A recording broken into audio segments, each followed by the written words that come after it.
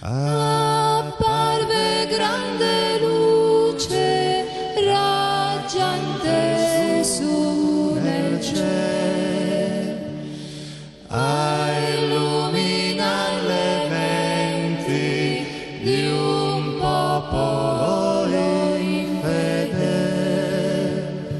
Svela un profeta già dal germe di Giacobbe, un astro sorgerà. Deposto in un presepe riposa un bel bambino. Betlemme non conosce quell'ospite divino, Signor del mondo egli è, con gli